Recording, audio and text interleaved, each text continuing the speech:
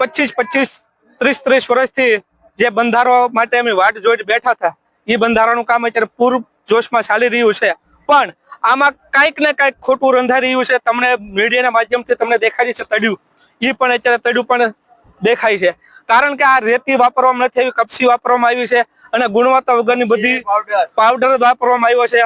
એ powder તમે ઢેગલો તમને બતાવવામાં આવ્યો છે અને સામે જોવો છો તરાડ્યું દેખાઈ રહી છે અને આ ગુણવત્તા વગરનું કામ થઈ રહ્યું છે.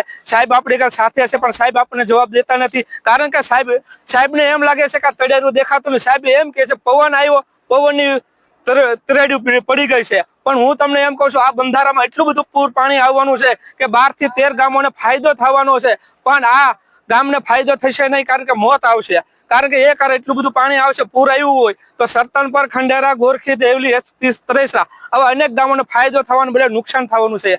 તો હું એમ કહું સરકારી તંત્રને આ ભ્રષ્ટાચાર અટકાવવાનું કામ સાહેબને કહી જેમ બને એમ ઓછું કરે અને સારામાં સારું ગુણવત્તાવાળું કામ થાય એવી વિનંતી કરું છું. જય હિન્દ, જય ભારત.